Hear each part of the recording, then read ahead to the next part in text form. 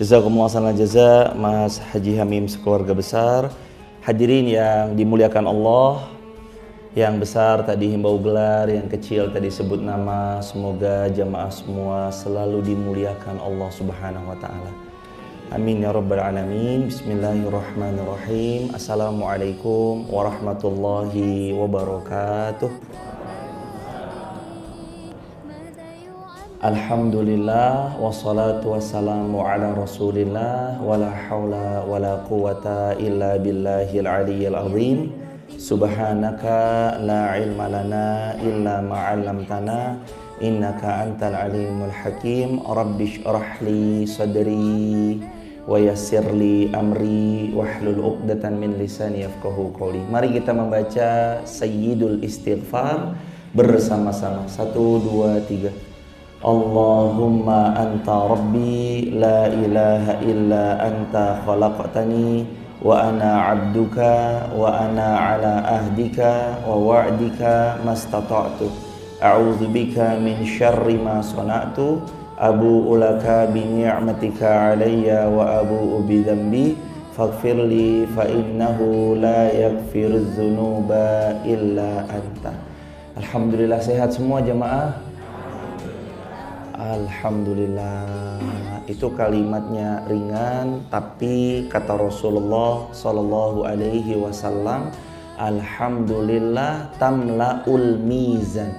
Kalau kalian mengucap Alhamdulillah, tamlaul mizan, menjadi penuhlah timbangan kebaikan di pundak kalian. Jadi cuma ngucap kalimat Alhamdulillah jadi penuh timbangan kebaikan di tiap-tiap kita. Maka jangan ada hari, jangan ada waktu kecuali banyak-banyak mengucap Alhamdulillah. Kedua kalinya sholawat juga bertangkaikan salam teruntuk manusia paling mulia baginda Rasulullah Muhammad sallallahu alaihi wasallam. Allahumma salli wa sallim wa zid wa an'im wa barik alaih. Jamaah silakan dibuka Al-Mu'minun, Surah Al-Mu'minun ayat 99 sampai 100. Kenapa Ustaz? Coba lihat, kenapa nggak bisa dicopot? Al-Mu'minun ayat 99 sampai 100. Surah Al-Mu'minun itu surah yang ke-23.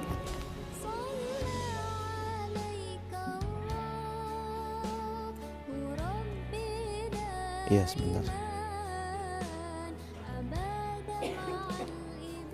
Surah yang ke-23 ayatnya ayat ke-99 sampai 100. Sudah ketemu jamaah? Sambil dicari. Ini bisa.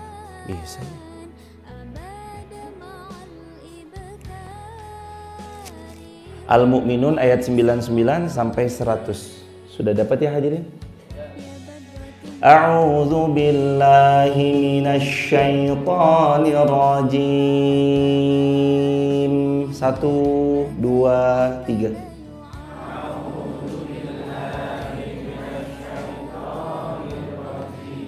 Bismillahirrahmanirrahim.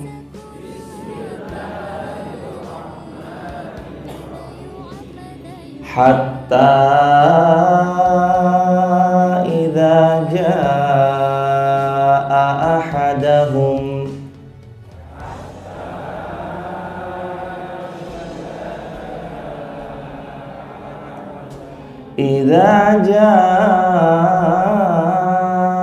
ahadahumul maut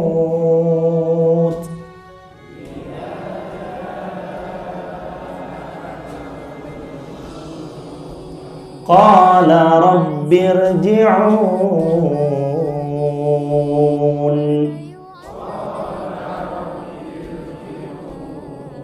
la'alli a'malu salihan fima tarak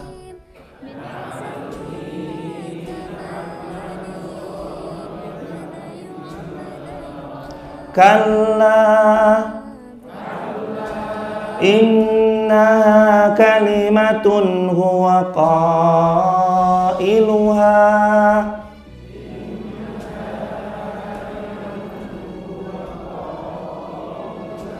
wa min waraihim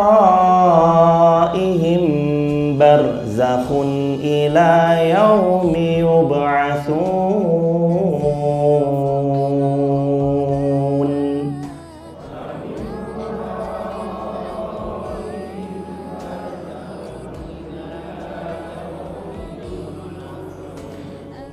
Wa min waraihim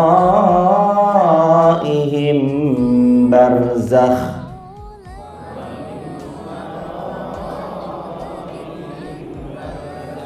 ila yaumi yub'atsun.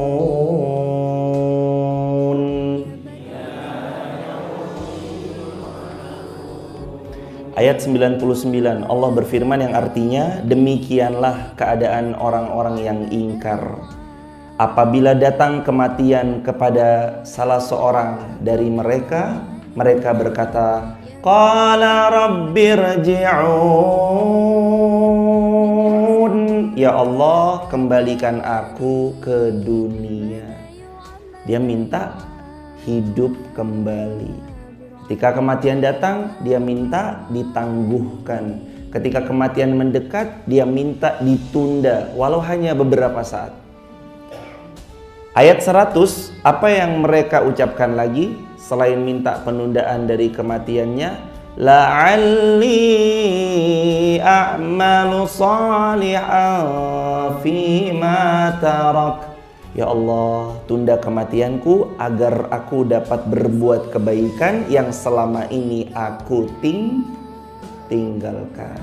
Kalla, Allah jawab, tidak akan pernah bisa. Sungguh itu adalah dalih yang kau ucapkan agar supaya engkau nanti semakin lalai dan di hadapan mereka ada barzakh sampai hari kiamat, di mana barzakh itu menghijabi mereka dari nikmat karena kekufurannya. Jamaah yang dirahmati Allah, ada kisah dulu Ar-Rabi bin Husaim, namanya Ar-Rabi bin Husaim. Rabi bin Husaim ini pernah punya pekarangan di belakang rumah beliau. Tidak terlalu besar, tapi enggak juga terlalu kecil. Pekarangan rumahnya cukup untuk menggali beberapa kuburan dari anggota rumahnya. Kalau anggota rumahnya beliau ada 5, cukup untuk 5 liang lahat. Ar-Rabi bin Husaim di belakang pekarangan rumahnya mengambil sebuah cangkul. Lalu ia pun menggali liang lahat sedalam kurang lebih 2 meter dengan ukuran 1 meter kali 2 meter. Dan kapan waktu, setiap kali dia tergila-gila sama dunia, dia masuk ke liang lahat situ jemaah. Yang dia gali sendiri dengan tangannya sendiri, yang dia persiapkan untuk dirinya, istrinya, dan keluarga-keluarganya, anak-anaknya. Kapan dia terlalaikan dari negeri akhirat, dia condong hatinya kepada dunia, sudah mulai terlena dengan dunia, sudah mulai hanya dunia, dia segera masuk ke dalam rumahnya, membuka pintu balik belakang rumahnya, dan dia masuk ke arena pekarangan, dan dia masuk ke liang lahat. Lalu Ar-Rabi bin Husaim tidur berbaring di dalam liang lahat yang dia gali sendiri. Lalu dia mengatakan, Rabbirji'un. Dia membayangkan, besok kalau saya mati dalam keadaan condong kepada dunia, lalu tiba-tiba lagi ngejar dunia, meninggal dunia, saya masuk, besok saya bakal mengucap ini, yang tadi, Rabbirji'un. Al-Mu'minun ayat 99. Ya Allah, kembalikan ya Allah. Rabbirji'un, ya Allah, saya mau balik lagi ke dunia ya Allah. Tangguhkan ya Allah walau cuma semenit. Begitu kata Ar-Rabi bin Husaim. Lalu beliau membaca penggalan ayat berikutnya. La'alli a'malu salihan fima taraktu. Ya Allah, izinkan aku bisa beramal baik yang selama ini aku tinggalkan. Jadi kapan Rabi bin Husain lalai masuk ke liang kubur jemaah?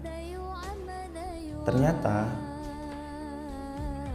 1100-an tahun lalu ada seorang anak muda namanya Muhammad Al-Fatih. Beliau punya sorban yang besar menempel di kepalanya. Orang zaman sekarang bertanya, kok sorbannya gede banget ya? Beda sama sorban-sorban zaman now. Sorban-sorban zaman now kecil, tipis. Kok sorbannya Muhammad Al-Fatih gedenya luar biasa? Ternyata jemaah yang ada di kepalanya bukan hanya berfungsi sebagai sorban penutup kepala, tapi di atas kepalanya juga itu adalah kain kafan. Ditempel di kepalanya jemaah, sebesar itu kain kafan. Kenapa wahai Sultan engkau menempel di kepalamu kain kafan? Aku tahu bahwa akhir dari semua perjalanan ini adalah kematian. Dan aku tahu bahwa perjumpaan terbaik adalah berjumpa dengan Allah Subhanahu wa ta'ala.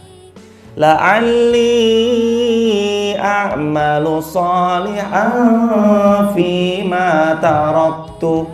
Ya Allah, saya mau beramal lagi ya Allah. Dulu umur saya muda, sholat malas-malasan ya Allah. Dulu pas lutut saya masih enak buat berjalan, hamba malas jalan ke masjid ya Allah. Dulu waktu hamba jaya-jayanya, kaya-kayanya, uang hamba tahan dari berinfak di jalanmu ya Allah. Nyesal jemaah. Rabi bin Husain, kapan hatinya condong ke dunia? Masuk ke kubur yang dia gali sendiri di belakang rumahnya. Dia tidur terbaring, dia pejamkan matanya. Kata Rabi bin Husain, begini kiranya besok aku, begini kiranya besok aku, begini kiranya besok aku. Sendirian, gelap segelap-gelapnya, tertindih oleh tanah. Siapa yang kufur, tindihan tanahnya itu semakin membuat dadanya sesak, sempit, sakit jemaah. Kebayang jemaah, Anda sendirian, gelapnya bukan main. Anda ditimpa di tanah jemaah, ditimpa oleh tanah, timbun lagi, timbun lagi, timbun lagi. Innal abrara lafi na'im. Al-Infitor ayat 13-nya. Kalau kamu orang abror, kamu orang baik, kamu rajin sedekah, kamu rajin sholat, majlis ta'lim, semua amal solih, kebaikan sedikit pun tak pernah engkau sia-siakan. La fi na'im. Allah hujankan kamu na'im, kenikmatan, bahkan dari saat engkau dicabut nyawanya oleh Allah, itu nikmat semuanya sampai hari kiamat. Wa innal fujjara lafi jahim. Tapi kalau kamu fujar, orang fajir, korupsi, gak amanah, curang, culas, tukang memfitnah, tukang menghibah, tukang gosip, tukang orang yang selalu maksiat sama Allah dan dengan sadar, tanpa sedikit pun ada rasa penyesalan, lafi jahim, dia akan betul-betul mendapat siksa yang sangat pedih. Jamaah tahu kata para ulama tentang dua ayat Al-Infitor 13 dan 14. Para ulama berpendapat orang fajir dari awal dicabutnya ruh, malaikat sudah mengatakan busuknya ruh ini ruhnya siapa? Sungguh sangat busuk aromanya, sungguh buruk ini ruh orang ini. Sehingga sebagian ulama memberitahu sejak awal dicabut ruh, bahkan dimandikan, lalu sampai bahkan digotong, dia bertanya-tanya, aku mau dibawa kemana, aku mau dibawa kemana, aku mau dibawa kemana. Saat dia masuk ke dalam kubur, di situ lebih parah episodenya. Dan kata Sayyidina Utsman bin Affan, Sayyidina Utsman bin Affan pernah melewati pemakaman Baqi sama beberapa sahabat. Lalu Sayyidina Utsman bin Affan tertunduk. Gak lama sejak tertunduk, beberapa detik kemudian menangis kejar Sayyidina Utsman bin Affan. Ditanya para sahabat, wahai Sayyidina Utsman, kenapa engkau menangis melewati pemakaman Baqi di Masjidin Nabawi, dekat Masjid Nabawi? Jawab Sayyidina Utsman, aku pernah mendengar Rasulullah bersabda, siapa yang masuk ke dalam kubur, nikmat di dalam kubur, sungguh episode berikutnya lebih nikmat, bertambah nikmat, lagi bertambah-tambah nikmat. Dan sungguh siapa yang episodenya buruk, maka dia akan lebih buruk, bertambah-tambah buruk, lagi bertambah-tambah buruk. Wala'iyadzubillahi min dzalik. Dihadirin, episode Alam Barzah itu episode yang nanti akan membuat seorang hamba terperosok kalau dia fajir, tapi kalau dia abror, dia akan menjadi hamba yang Allah muliakan insyaallah. Semoga hadirin semua menjadi hamba yang dimuliakan Allah. Amin ya rabbal alamin. Kenapa Mas? Oh gitu. Oh nggak apa-apa. Nggak apa, ditinggal aja. Sebentar jemaah, sedikit. Tadi bukan integritas keaslian.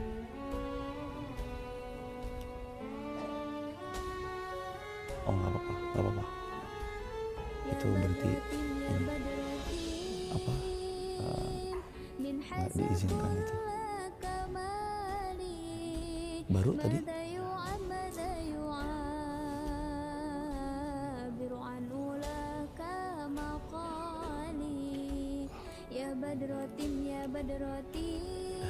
Nggak apa-apa. Jazakumullah khairal jaza. Hadirin jamaah yang dirahmati Allah, itu sekelumit tentang kisahnya Arabi ketika dia menggali kubur di belakang pekarangan rumahnya. Jamaah yang dirahmati Allah, apa yang mau kita bawa ke hadapannya? Sayyidina Utsman bin Affan nangis ketika melewati pemakaman Baqi, dan Sayyidina Utsman bin Affan nangisnya bukan nangis sederhana, tapi nangisnya penuh dengan tangisan yang sesenggukan. Karena beliau tahu jemaah, beliau tahu ujung dari semua perjalanan ini nanti ujung-ujungnya di tempat itu. Pilihlah. Ada di antara kita siapapun jemaah pasti akan wafat. Sebagaimana jemaah tahu ayatnya toh, kullu nafsin dha'iqatul maut. Setiap yang bernyawa pasti akan mengalami yang namanya kematian. Tidak satupun manusia itu bisa bebas dari kematian, kecuali semuanya pasti akan bertemu dengan kematian. Kenapa lagi Mas? Sama, yaudah di take down aja. Ada ini ya, logo ini. Kena tadi logo ini. Oh iya, di take down aja. Di offin aja. Gak apa-apa Mas. Nggak, di TikTok itu dia kalau di live terus di backgroundnya gini ada sosmednya, atau mungkin ada itu yang bukan punyanya kita, maka dia bisa di take down oleh pihak kesananya. Gak apa-apa jemaah, maafi muskilah. Hadirin jamaah yang dirahmati Allah, kita lanjutkan. Silahkan dibuka ayat berikutnya, Al-Mu'minun ayat yang ke-100. La'alli a'malu salihan fima tarak kalla innaha kalimatun huwa qailuha wa min waraihim barzakhun ila yaumi yub'atsun. Agar aku dapat berbuat kebaikan yang telah aku tinggalkan, sekali-kali tidak, sungguh itu adalah dalih yang dia ucapkan. Orang itu gak akan pernah bisa menahan sedetik pun wafat dia jemaah. Orang itu gak pernah bisa membuat malaikat itu untuk menunda pencabutan nyawanya. Kecuali nabi, bahkan para nabi pun dikasih warning, bukan berarti dia bisa menahan, bukan. Dia dikasih warning agar supaya memang itu keleluasaan bagi para nabi dan para rasul. Malaikat maut ketika mencabut nyawa kita langsung dicabut, tapi ketika malaikat maut mencabut nyawa para nabi dan para rasul, beliau bertanya, bagaimana? Aku datang untuk mencabut nyawamu. Banyak di antara mereka bahkan mengambil satu kisah cuplikannya dari Nabi Daud alaihi salam. Nabi Daud pernah jemaah waktu beliau hendak dicabut nyawanya, lalu terus kemudian beliau bertanya, kenapa kamu gak beritahu kepada diriku wahai malaikat maut? Lalu terus kemudian Nabi Daud mengatakan, malaikat mengatakan kepada Nabi Daud, wahai Daud, aku telah beritahu kepadamu tentang 3 tanda. Yang tanda ini menjadi tanda kuat bahwa engkau akan wafat. Apa itu 3 tanda? Tanda yang pertama, rambutmu yang semakin memutih. Jadi kalau rambut kita awalnya hitam, perlahan hitamnya pudar, berubah jadi putih, sungguh itu tanda terdekat kita akan wafat. Apa tanda kedua? Kata beliau, tanda kedua itu diantaranya adalah semakin lemah ingatan kita. Siapa yang makin lemah ingatannya, sungguh ia semakin dekat dengan wafatnya. Jemaah, ada pepatah bahasa Indonesia, saya setuju dengan pepatah kalimat sederhana ini. Kata bahasa Indonesia, pepatahnya berbunyi, belajar di waktu kecil seperti menulis atau mengukir di atas batu. Belajar di masa senja seperti menulis di atas air. Kenapa? Karena salah satu yang membuat kita tertatih-tatih belajar adalah faktor U. Faktor apa? Faktor umur, faktor usia. Waktu muda, waktu kecil, jangankan jemaah suruh menghafal by 2 hal. 1, telinga, 2, mata, ngelihat. Baru pakai 1 panca indera yang namanya pendengaran aja, iya mah sudah hafal jemaah. Baru denger aja, beliau mah sudah hafal. Baru denger, anak kecil tuh udah hafal jemaah. Makanya rutin anak-anak muda, anak-anak kecil, apalagi masih muda beliau umur di bawah kelas 3 SD, diperdengarkan murotal Al-Quran tiap hari, itu membuat mereka terbiasa dengan suara lantunan Al-Quran. Sebelum menyesal. Hadirin jamaah yang dirahmati Allah, waktu itu ada anak kecil namanya Abdullah bin Abbas. Beliau ini sepupunya Rasulullah Sallallahu Alaihi Wasallam. Nabi pernah mendoakan Sayyidina Abdullah bin Abbas dengan doa begini jamaah. Ya Allah, pahami Sayyidina Abdullah bin Abbas tentang Al-Quran, buat beliau mengerti tafsir-tafsirnya. Ini anak kecil, umurnya waktu itu belum sampai 8 tahun, kelas 1 SD-an, 7 tahunan kira-kira. Beliau kumpul di tengah-tengah alumni Perang Badar. Lalu terus kemudian Sayyidina Umar bin Khattab yang bawa anak kecil itu dikomplain sama veteran-veteran Perang Badar. Karena waktu itu perkumpulannya rata-rata orang-orang di atas 25 tahun. Kok di atas 25 tahun nyelip satu anak muda umur 7 tahunan kelas 1 SD. Kata beliau dalam riwayat, wahai Umar, kenapa kamu bawa anak kecil ini di tengah-tengah alumni Badar? Kita lagi kumpul kalangan orang-orang dewasa. Bukankah kalau kamu bawa anak kecil, walana abna, kami juga punya anak-anak? Kata Sayyidina Umar bin Khattab, oh ntar dulu. Ini anak kecil yang saya bawa bukan sembarang anak kecil.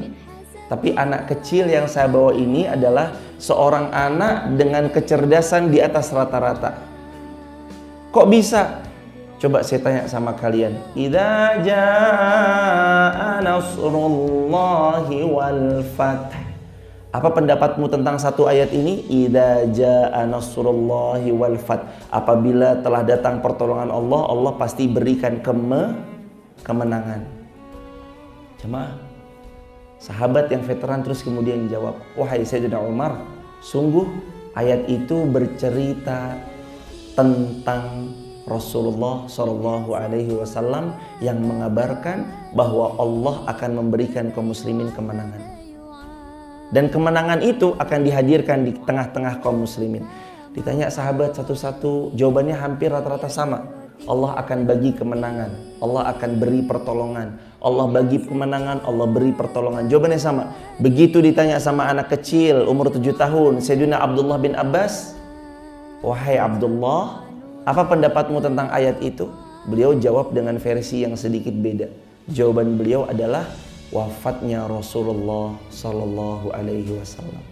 Di saat yang lain bicara tentang idza jaa nasrullahi wal fath. Ayat ini bicara tentang pertolongan Allah, kemenangan dari Allah. Tapi Sayyidina Abdullah bin Abbas out of the box, di luar daripada pendapat kebanyakan orang waktu itu. Beliau menjawab, ayat ini adalah tentang dekatnya kematian Rasulullah Muhammad sallallahu alaihi wasallam. Karena begitu dikasih kemenangan dan begitu Allah beri pertolongan, tidak ada jamaah yang dirahmati Allah yang meragukan kecuali risalah sudah selesai. Kalau risalah Islam sudah selesai, berarti Rasulullah SAW sudah selesai tugasnya di dunia dan akan Allah ambil kembali ke akhirat. Hadirin jamaah yang dirahmati Allah, maka apa bekal kita pulang ke hadapannya? Banyak di antara kita terlalai dengan dunia. Padahal umurnya sudah harus dia siapkan untuk negeri akhirat. Umur 1 sampai 10 tahun ibarat sekarang, syuruk. Ibarat matahari itu lagi mau muncul. Umur 10, 11 sampai 30-an itu ibarat matahari dari waktu syuruk sampai waktu zuhur di pertengahan. Nanti waktu zuhur sampai waktu asar itu ibarat umur-umur kisaran 30 sampai 45-an. Tapi sudah lepas 45, ibaratnya kita sudah mendekati waktu maghrib. Udah lepas asar nih jamaah. Udah wangi. Wangi apa? Udah wangi tanah. Umur-umur asar, udah umur-umur senja. Lalu umur-umur segitu kita masih terlena dengan dunia. Allah berfirman, arba'ina sanah. Hati-hati ya sama umur 40 tahun.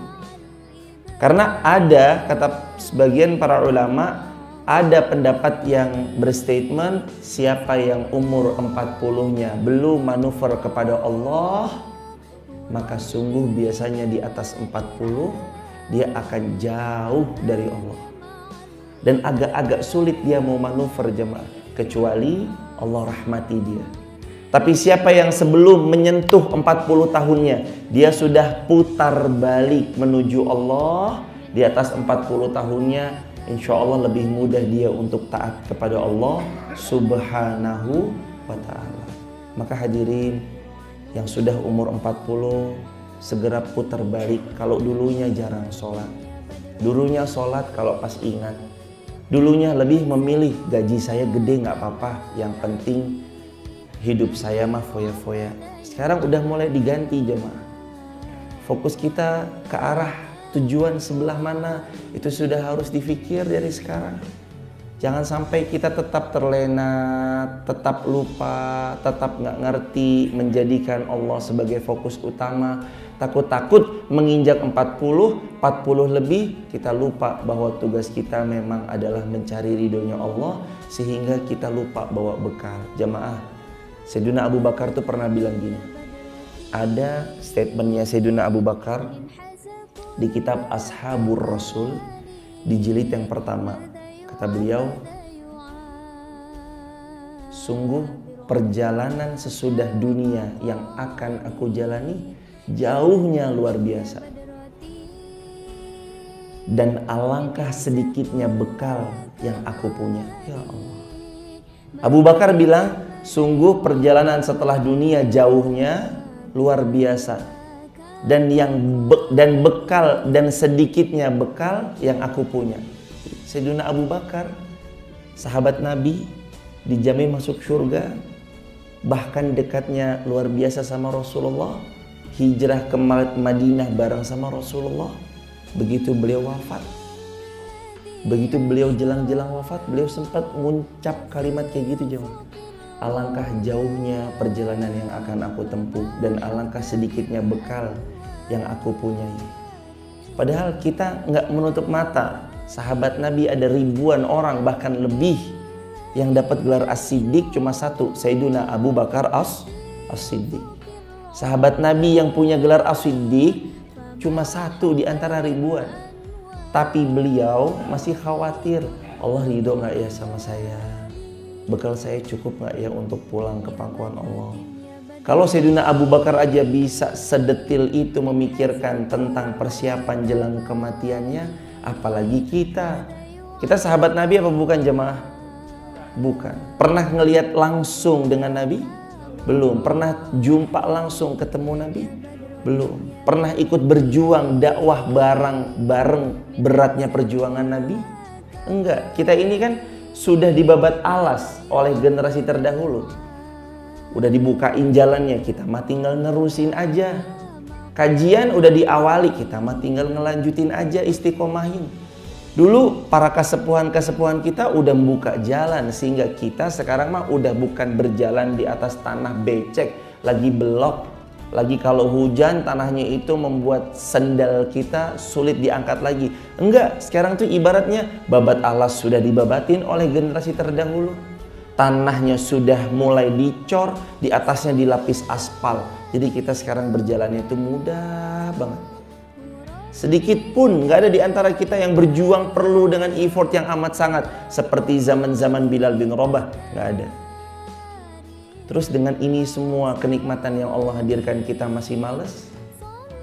Saya nggak bisa datang, jauh ya rumahnya. Oh iya, dari Al-Huda Sudagaran mananya? Rumah saya Sadi Agung. Saya tak live streaming aja, nggak apa-apa jemaah. Nggak ada alasan hari ini kan untuk nggak belajar. Nggak ada alasan hari ini kan untuk tidak menimba ilmu. Jangan sampai nanti kita mengucap ini, la'alli a'malu salihan fima tarak, agar aku dapat berbuat kebaikan yang telah aku tinggalkan. Jangan sampai kita nyesal gara-gara kita nggak pernah berbuat baik. Kisah yang kemarin diulang sedikit, Sya'ban. Kalau jamaah pernah dengar silahkan di murajaah. Tapi kalau baru pertama, insya Allah ini menjadi pengingat supaya nggak malas dalam beramal. Riwayat Imam Muslim, Rasulullah cerita tentang Sya'ban. Seorang laki-laki kalau sholat di shaf pertama terus. Lebih-lebih beliau milihnya di bagian sebelah kanan. Setiap kali salam, Assalamualaikum warahmatullahi wabarakatuh. Yang Rasul lihat pertama kali Sya'ban. Karena rutin shaf 1 dan sebelah kanan. Kisah Sya'ban ini sakit. Nabi beberapa hari nggak menemui Sya'ban, lalu Nabi nanya sama sahabat, "Wahai sahabat, Sya'ban ini kemana?" "Ya Rasulullah, Sya'ban sakit," kata para sahabat. Lalu Rasul pun SAW nengokin Sya'ban. Tapi begitu Rasul SAW menengoki Sya'ban, Sya'ban ternyata sudah jelang-jelang sakaratul maut. Gak lama lalu wafat. Istrinya setelah Sya'ban ini wafat nyampein ke Rasulullah, "Ya Rasulullah, sebelum wafatnya Sya'ban itu ngucap." "Oh, apa ucapannya?" Ucapannya 3. Andaikan lebih jauh, andaikan yang baru, andaikan semuanya. Akhirnya ditanyakan sama Rasul, "Itu maksudnya apa ya Rasul?" Rasul jelasin, "Aukamakal," kata Nabi Muhammad SAW, "Oh, suamimu itu jelang-jelang wafatnya ditampakkan besarnya pahala dari apa yang pernah dia lakukan." Jadi jamaah, tiap masing-masing orang jelang wafatnya itu akan dipertontonkan jamaah di depan matanya apa yang dia lakukan. Kayak jelang-jelang sakaratul maut tuh terflashback semuanya dari dia lahir sampai dia wafat. Termasuk amal baik dipertontonkan. Ini loh tempatmu. Makanya orang wafat bermacam-macam. Ada yang wafat dengan sebegitu menyeramkannya, tapi ada yang wafat dengan sebegitu sumringahnya, penuh dengan senyuman. Kenapa? Karena tergambar, ini loh tempatmu, ayo sini. Ini loh tempatmu, ayo sini. Dicabut nyawanya, dia sambil melihat keindahan yang ada di sini sebagai calon tempat tinggalnya. Makanya dia tersenyum. Ada yang wafat begitu. Ada yang wafat menyeramkan karena dia ketakutan, matanya terbelalak, pandangannya kosong. Sampai bahkan ada yang mohon maaf, misuh-misuh dengan perkataan-perkataan yang gak pantas. "Sopo kowe, lungo." Ada yang kayak gitu. Nauzubillah. Hadirin, Sya'ban ini dipertontonkan. Andaikan lebih panjang, lebih jauh, andaikan yang baru, andaikan semuanya. Lalu diceritakan, dijelaskan. Waktu suamimu mengucap, andaikan lebih jauh, sungguh suamimu dipertontonkan besarnya pahala menggandeng seorang yang buta pergi ke masjid. Jadi waktu itu Sya'ban pernah menggandeng tangan seorang yang buta pergi ke masjid. Ya pergi ke masjid jemaah. Lalu jaraknya antar dia menghantar sampai masjid tidak terlampau jauh. Ternyata deket aja pahalanya besar luar biasa. Kalau hari ini jamaah goncengin, jamaah memberi tumpangan lewat kendaraannya. Orang mau pergi ngaji, jamaah ayo bareng saya aja. Itu pahalanya luar biasa jemaah. Lalu Sya'ban bilang, kalau deket aja besar apalagi jauh. Terus yang kedua, andai yang baru maksudnya apa? Waktu musim dingin kota Madinah, dan kita tahu dinginnya Madinah itu menusuk sampai tulang karena disupport selain dingin cuaca disupport sama angin yang menusuk-nusuk. Sehingga dinginnya Madinah tuh menusuknya sampai tulang. Akhirnya saat itu Madinah sedang dingin, dia pakai 2 jaket, yang baru di dalam, yang bekas di luar. Dia berjalan menyusuri kota Madinah, dilihatnya ada satu orang di pinggir jalan kedinginan. Lalu dia pun melepas daripada jaket bekasnya, dikasih sama orang tersebut. Ternyata jelang wafatnya dipertontonkan, nih jaket bekasmu pahalanya sebesar ini. Lalu dia mengucap, kalau jaket bekas aja begitu, andaikan yang baru. Yang ketiga, andaikan semuanya. Pernah Sya'ban memiliki sepotong roti, lalu ada orang datang kelaparan meminta-minta pada Sya'ban dengan sebuah isyarat. Sya'ban membagi 2 roti tersebut, dipotong jadi 2, satu dibuat orang itu, satu buat dirinya.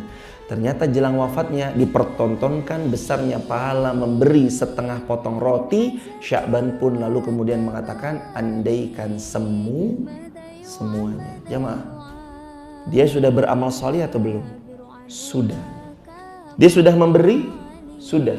Sudah berbagi? Sudah. Sudah nuntun orang pergi ke masjid? Sudah. Dia sudah berbuat baik. Orang berbuat baik seperti Sya'ban aja masih bisa nyesel jemaah. Apalagi yang gak berbuat baik sama sekali. Jamaah duduk di majelis ilmu akan nyesel jemaah. Akan bilang, ya Allah, kalau duduk di majelis ilmu durasinya 1 jam aja pahalanya sebegitu besarnya, apalagi kalau duduk 2 jam. Ya nggak? Nanti udah sedekah 2.000. Ternyata begitu sampai sana dipertonton, ini sedekahmu 2.000. Ya Allah, lawang sedekah 2.000 aja sebagus itu ganjarannya, apalagi kalau sedekah 5.000. Walaupun kalau Jumatan seringkali pas bongkar kotak infak, range tertinggi adalah lembar 2.000-an. Yang paling sedikit adalah lembar kerizi. Biasanya yang paling sedikit kalau hari ini tuh lembar merahan ya jemaah. Merah sama 5.000-an lebih banyak mana lembarannya? 5.000-an. Hadirin, 5.000 sekalipun atau 100.000 sekalipun, nanti kita akan bilang ternyata ini ya, selama dia ikhlas. Lagian jamaah, ayo kita kan udah tahu akan wafat. Anehnya kita tahu akan wafat, lah kok masih tergila-gila sama dunia jemaah. Kita tahu kita akan wafat, lah kok masih terlena sama dunia jemaah. Kita tahu kita akan wafat, kenapa yang dikejar dunia melulu? Bukankah harusnya kita takut amalan kita yang tidak ikhlas? Berapa banyak amalan kita yang ikhlas? Kan tanda tanya. Berapa banyak amalan kita yang murni cari ridhonya Allah, bukan cari standing applause-nya manusia? Lah itu kan yang mesti kita khawatirkan. Berapa banyak kita berharap manusia berterima kasih sama kita, bukan pure karena Allah Azza wa Jalla? Itu kan yang harus ditanyakan jemaah. Pelan tapi pasti masing-masing kita termasuk yang bicara ini sedang berjalan menuju kematian. Kita berjalan menuju kematian. La'alli a'malu salihan fima taraktu kalla. Ya Allah, tolong saya balikin ya ke dunia, saya mau beramal ya Allah. Kalla, Allah bilang nggak bisa. Innaha kalimatun huwa qailuha. Kamu cuma qailuha, lip service. Cuma apa? Lip service. Lip service itu cuma membual. Ente cuma bohong-bohong aja. Ente ngomong katanya mau berubah, nggak berubah. Ngomong katanya mau menjadi lebih baik, tetap nggak jadi lebih baik. Tahun 2023 kemarin, bismillah, 2023 harus lebih baik. Malamnya dia bilang seperti itu, paginya tanggal 1 Januari 2023, subuhnya kesiangan. Katanya mau lebih baik. 31 Desember 2022 dia bilang, besok harus lebih baik. 1 Januari 2023, subuhnya kesiangan. Baik dari mananya jemaah? Ada seorang ibu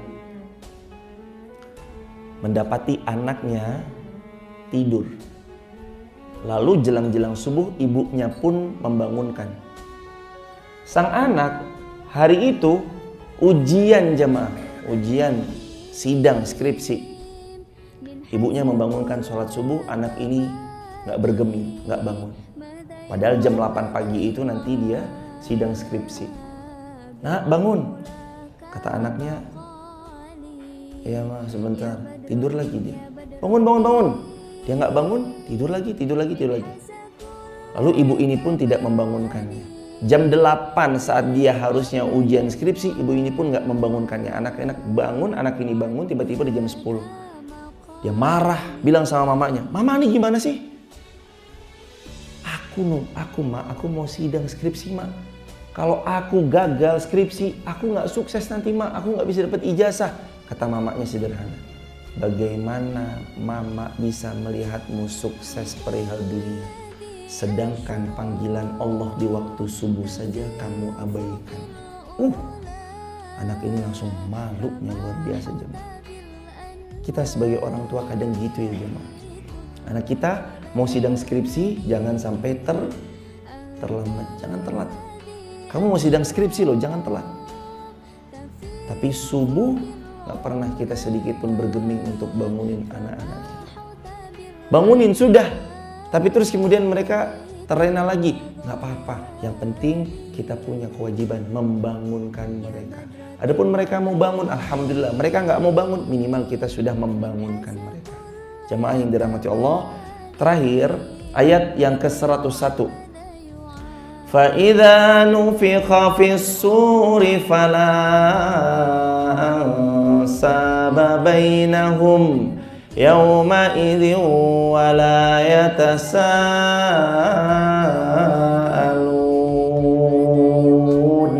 Apabila sangkakala ditiup, maka tidak ada lagi pertalian keluarga di antara mereka pada hari kiamat, dan tidak pula mereka saling bertanya satu sama lain.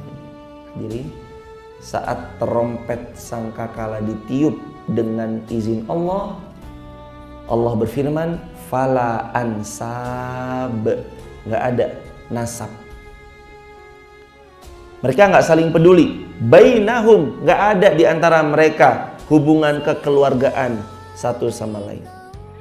Bahkan bapak nggak akan peduli sama anaknya, ibu nggak akan peduli sama anak kandungnya.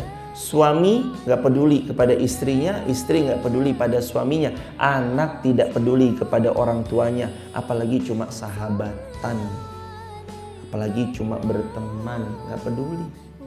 Karena waktu itu Allah berfirman, jamaah sering mendengar imam-imam kita baca Quran surah Abasa ayat 34 sampai 37. Di Abasa ayat 34 sampai 37 Allah berfirman, a'udzubillahi minasyaitonirrajim. Yauma yafirrul mar'u min akhihi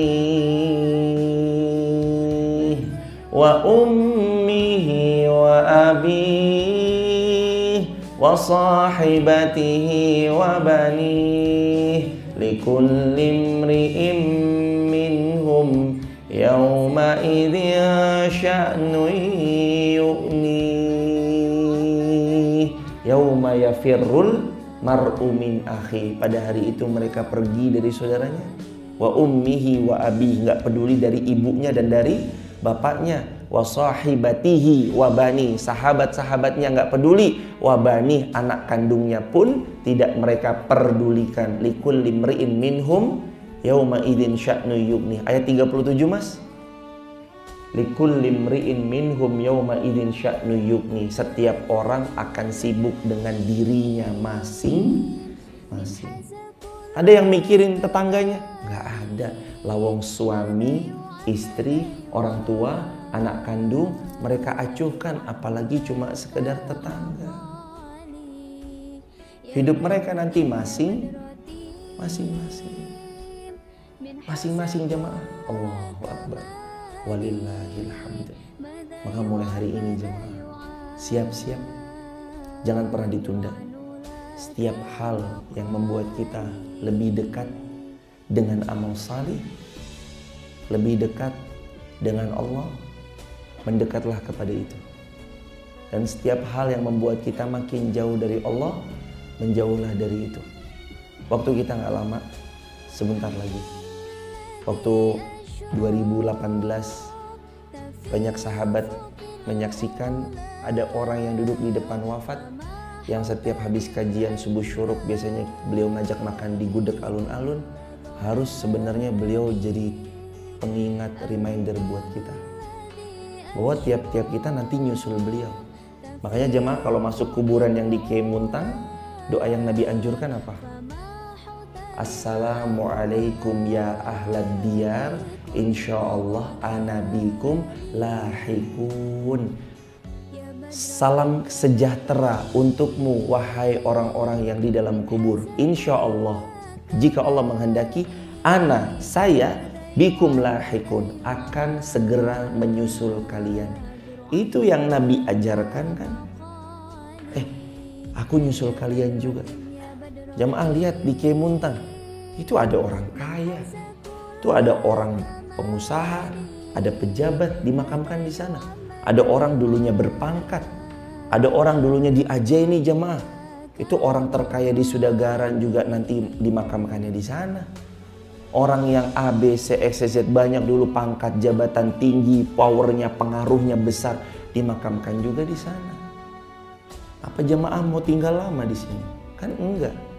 Jamaah mau hidup sampai 200 tahun. Apa rasanya umur Anda sampai 200 tahun jamaah? Kalaulah nyampe umur kita 190 tahun aja, mungkin kita udah 190 udah tinggal geletak jemaah. Ini 200 tahun. Anda punya mobil yang paling empuk kalau umur Anda 200 tahun, lewatin ada kerikil aja langsung, aduh di sininya boleh jadi langsung patah jemaah. Karena umur kita itu memang dibatasi sama Allah. Untuk sadar, hambaku, umurmu sebentar. Kamu tuh kampungnya di sana. Jangan tukar ya jemaah. Waktu Ramadan saya ngobrol sama Mas Edi. Ada satu kalimat yang saya ingat dari obrolan dengan beliau waktu iktikaf waktu itu. Kalimatnya, masing-masing kita harus punya MPP. Harus punya apa? MPP. Apa tuh Ustaz MPP? Mesin pencetak pahala. MPP apa jemaah? Mesin pencetak pahala. Coba nanti pulang tanya sama diri sendiri, saya udah punya MPP belum ya? MPP itu apa sih? Mesin pencetak pahala. Coba jemaah udah punya MPP belum? Kalau bahasa, NPWP, bukan NPWP jemaah. MPP, mesin pencetak pahala. Maksudnya yang kalau kita tiada, dia tetap nyetakin pahala buat kita. Sebenarnya itu mah bahasa hadis yang dipermudah. Bahasa hadisnya adalah amal jariyah. Jaro yajri artinya mengalir. Amal jariyah artinya amal yang terus tercetak. Ngalir terus. Sampai kiamat dia ngalir. Kata Nabi ada 3 amal yang mengalir. Yang pertama shadaqatun jariyatun, yang kedua ilmun yantafa'u bih, yang ketiga waladun saleh yad'ulah. Dari 3 ini, sedekah jariah, ilmu manfaat, anak soleh, para ulama sepakat yang modalnya paling dikit tapi keuntungannya paling besar itu yang nomor 2, ilmun yantafa'u bihi, ilmu yang bermanfaat. Artinya jamaah nggak, mohon izin ya, jamaah nggak bisa menyampaikan lewat mikrofon, tapi jamaah bisa nge-share, itu bagi-bagi ilmu. Saya nggak bisa buat konten Ustadz, tapi mah kalau jadiin WA story saya bisa. Itu udah nge-share ilmu. Dan hadirin, hanya karena satu video durasi 7 detik orang berubah mindsetnya jamaah. 7 detik. Kalimat di video itu, kalimatnya 7 detiknya begini: mampu beli, belum mampu sabar, jangan kemakan gengsi. 7 detik doang. Mampu beli, belum mampu sabar, jangan kemakan gengsi. Hidupnya orang mindsetnya berubah cuma karena kalimat sederhana tadi. Boleh jadi ilmu yang jamaah share, posting, upload, bagikan, dan disebarluaskan, itu yang jadi MPP kita, mesin pencetak pahala. Mumpung masih hidup ya jemaah. Kalau sudah wafat bisa beramal? Tidak. Yang bisa kita andalkan setelah wafat, anak soleh. Ya kalau punya anak, mohon maaf, ada sebagian kita wafat masih dalam keadaan bujang. Lalu terus mereka dapat support dari mana? Sedekah jariah, mohon maaf, gak semua kita lebih dalam harta. Lalu mereka bisa dari mana?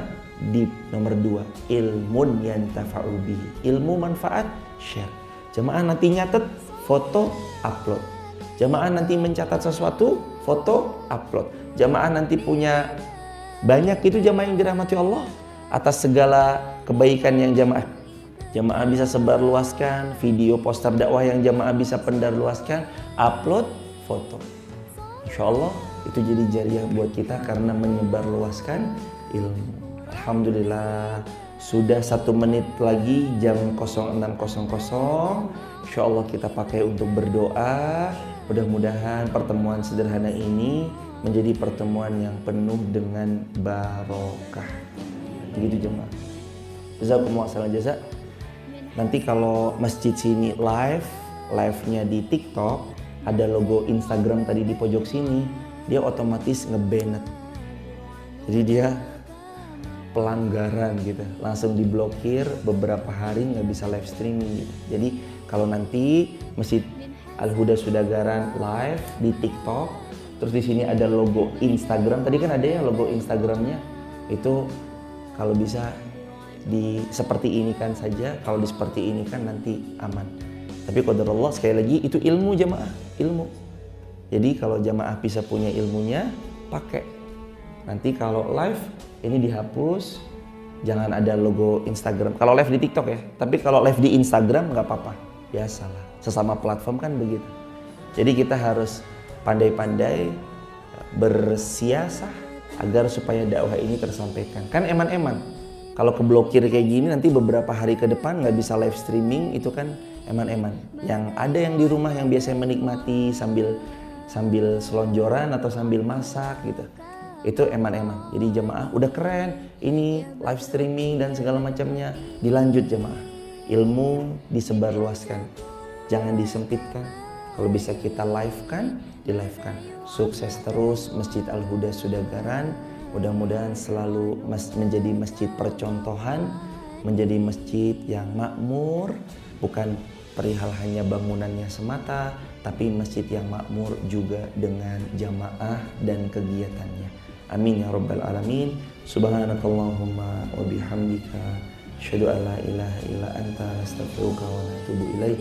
Rabbana 'alaika tawakkalna wa ilaika anabna wa ilaikal masir. Rabbana atina ma wa'atana 'ala rasulika wa la tukhzina yaumal qiyamah innaka la tukhliful mi'ad. Rabbi habli minas salihin. Rabbi la tadarni fardan wa anta khairul warithin. Anni masani yadur wa anta arhamur rahimin. Rabbana taqabbal minna innaka antas samiul alim. Tub alaina innaka antat tawwabur rahim. Rabbana atina fid dunya hasanah wa fil akhirati hasanah wa qina adzabannar. Walhamdulillahi rabbil alamin. Bagi sahabat di online, kalau ada yang mau bergabung di grup WhatsApp kajian saya, tap link di bio ya, sebut nama, asal kota, asal negaranya. Barakallahu fikum, subhanakallahumma wa bihamdik, asyhadu an la ilaha illa ant, astaghfiruka wa natubu ilaik.